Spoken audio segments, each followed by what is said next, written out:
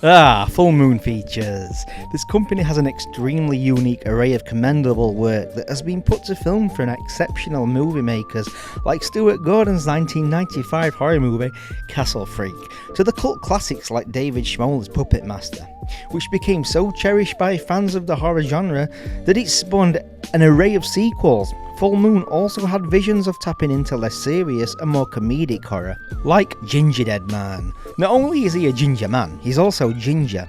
We don't like gingers in this establishment. Shut up, you fucking poser. I've seen your redhead-filled magazines under your bed.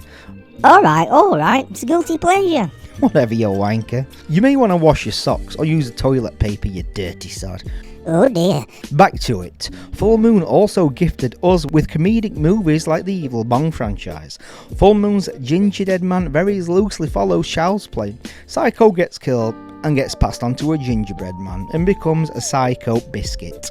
Or psycho bread. However you see it. Gingerdead Man baked up 2 sequels and merged into the Evil Bong films. Evil Bong's story is undoubtedly simplistic.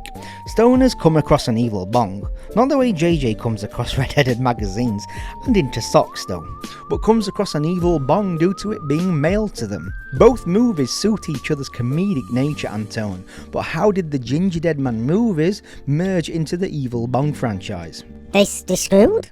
Oh, you brain dead, you stupid fucking window licker. Films can't do that. Get out, you pillock. How did these movies merge? They made a Gingerdead Man vs Evil Bong movie. Grab some munchies and ganja and relax. Drop your pantaloons and take a seat. Let's indulge in Gingerdead Man vs Evil Bong.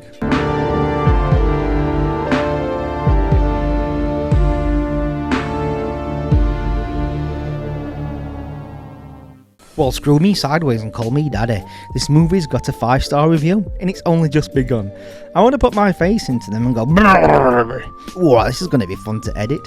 Our little ginger psychopath finds out where his final girl Sara resides. So what does he do?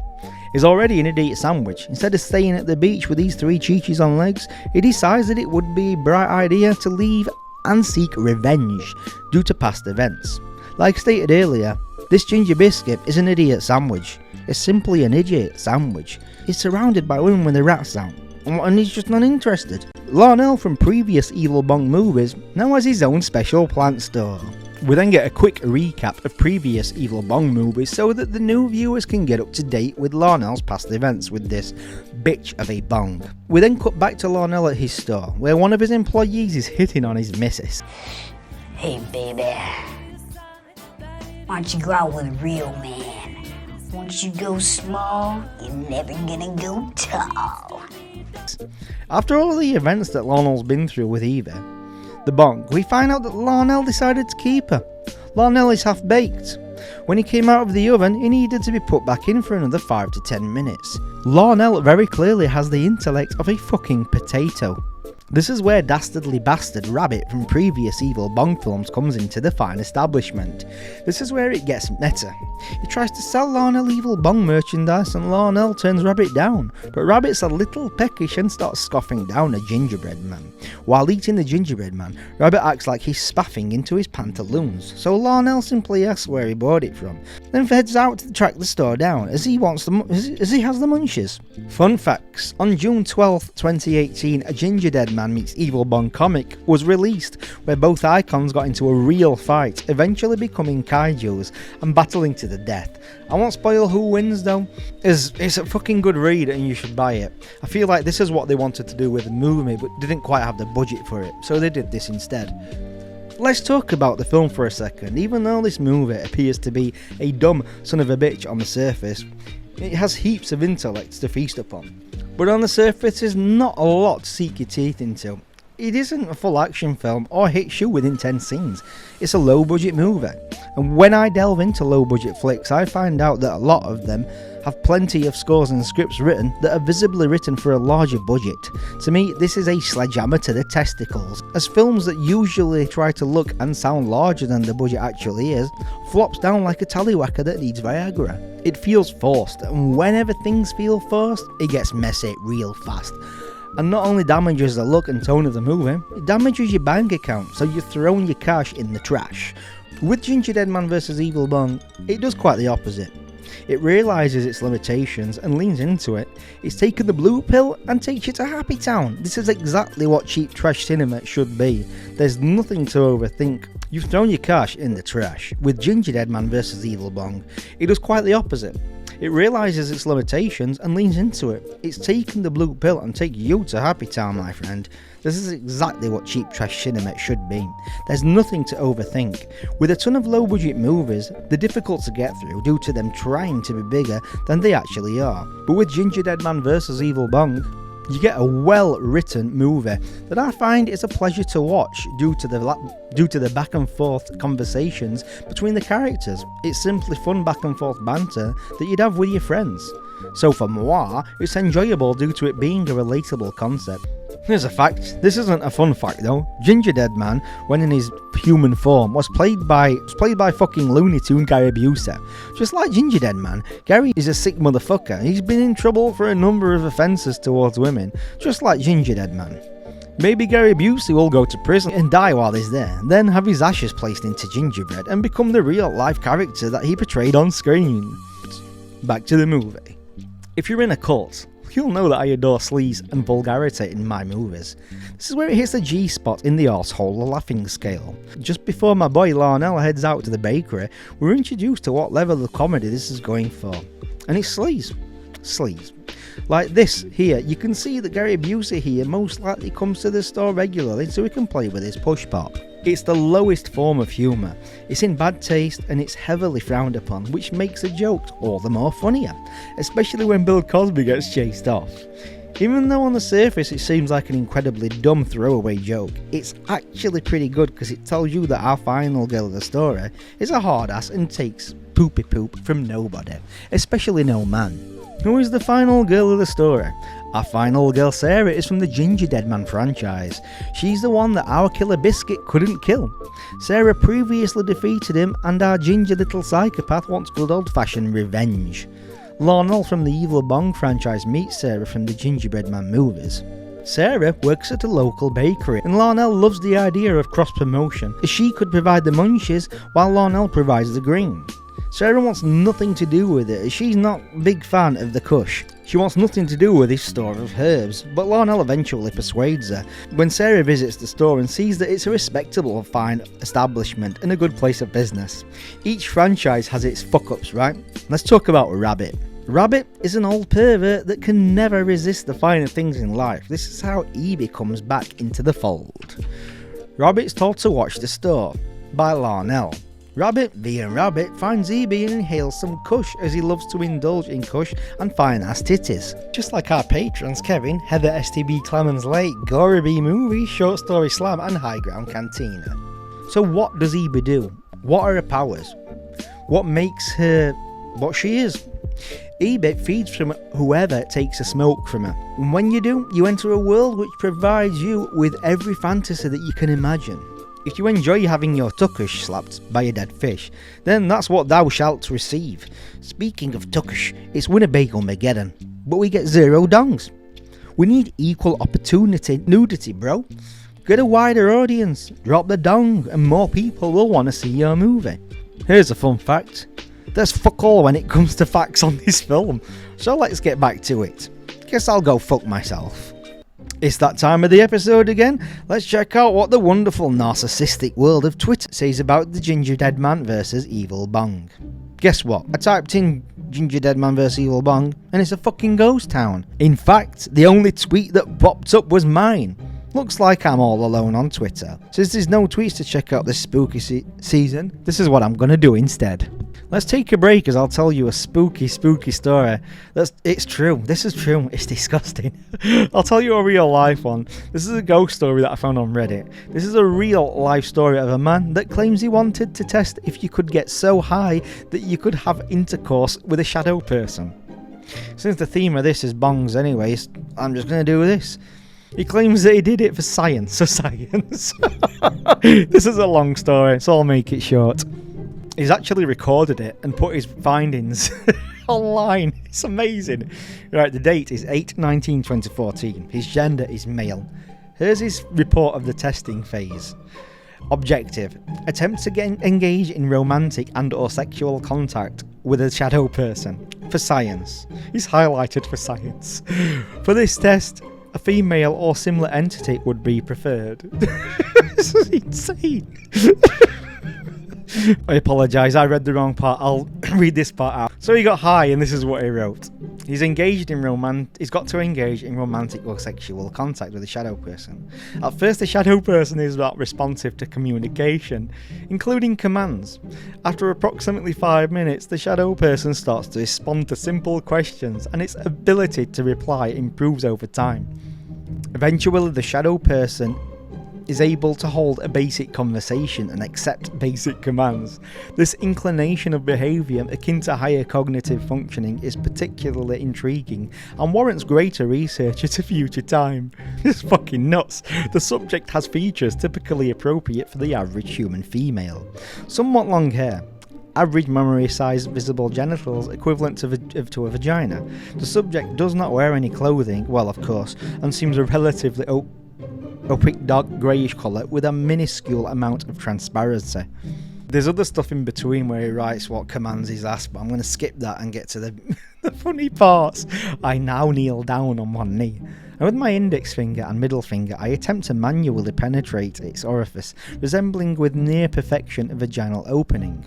My fingers penetrate and I am able to feel vaginal wall, the tactile sensation resembling wet skin. This is fucking... I can't believe this.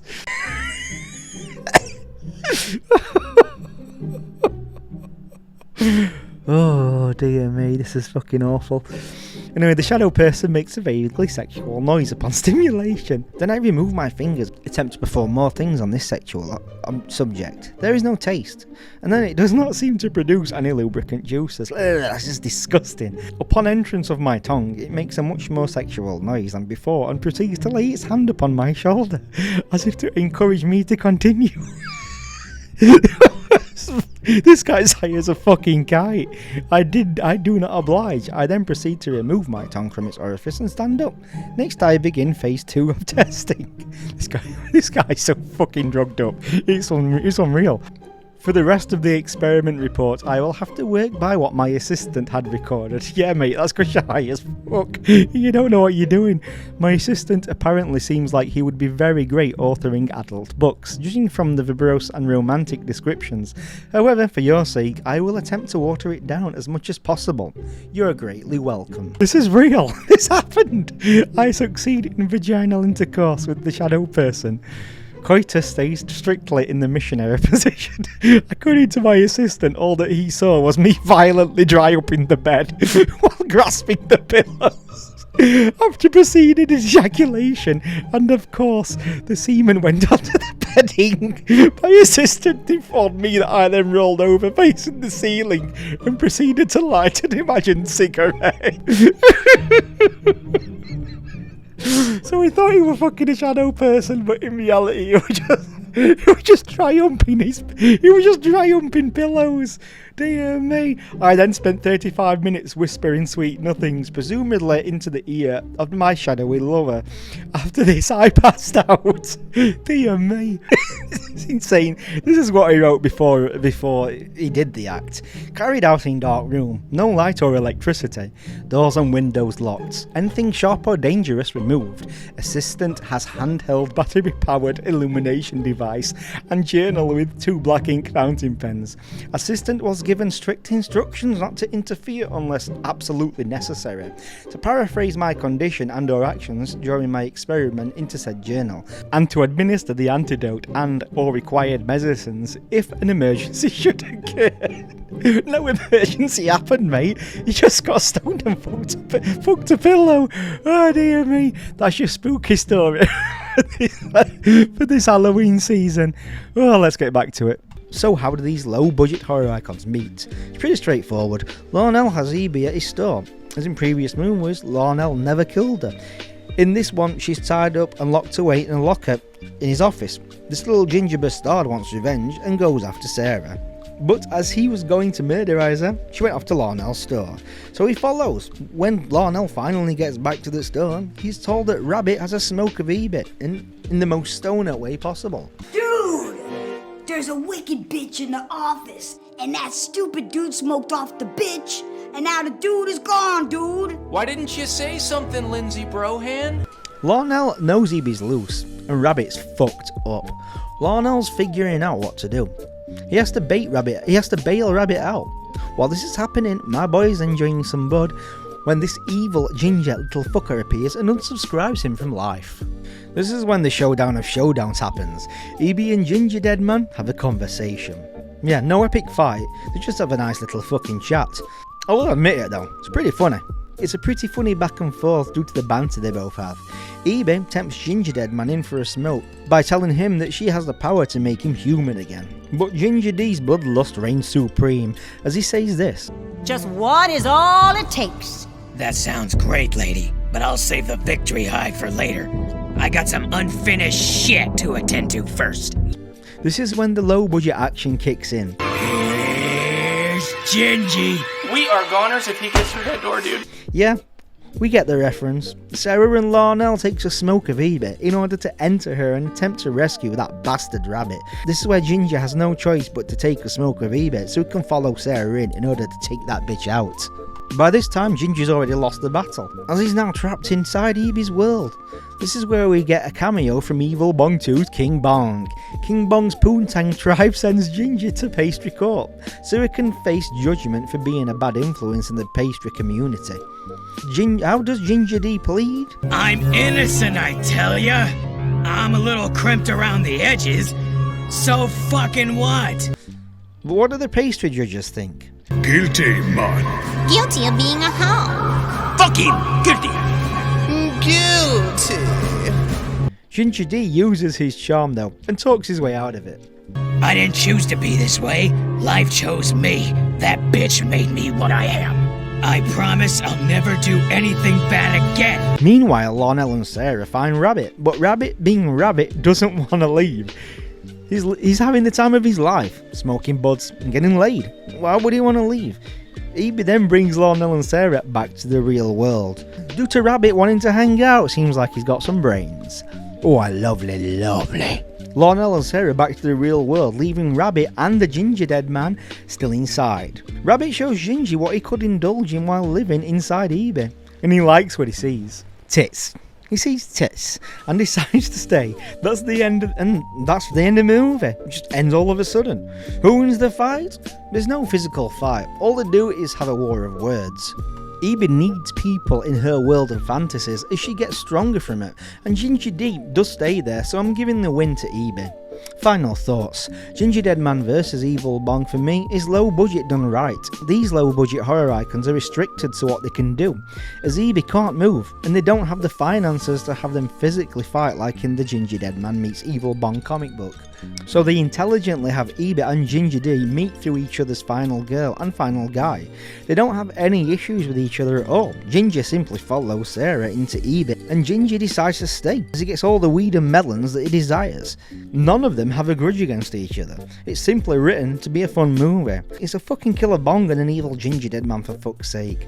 I love this movie, as I love trash. And Winnebagos, and it delivers. If you've got some free time on a rainy day, check it out. You can find this movie and both films from each franchise for free on Tubi. Speaking of free movies, a classic is now in the public domain, so I can use as much footage as I like. If you've seen Gingerdead Man vs Evil Bong, let us know what you thought of it in the comments section. Do you think we should have Dong in film? Let us know below. And if you want more content from the Movie Massacre Show, then check us out on Letterboxd and Patreon. I'll leave links in the description below. For your lovely bastards. Lovely bastards.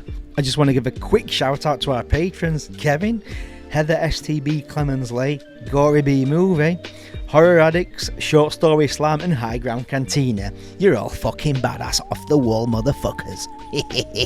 And you've got taste, I tells thee. If you enjoyed this video, please like, share and subscribe and watch the rest of our fucking videos. Anyways, join our damn cult. Have a fantastic Halloween season. We'll be back in October. Siddy. Just taking this part on to the end. Unfortunately, some things have come up and I can't do the Night of Living Dead episode for Halloween. So I'm going to do a podcast. The first time I've ever done a podcast on this channel. And that'll be for Halloween, where I'll just talk about loads of things that's just horror related. And if that does well, I'll keep doing them. But anyway, have a fantastic Halloween season.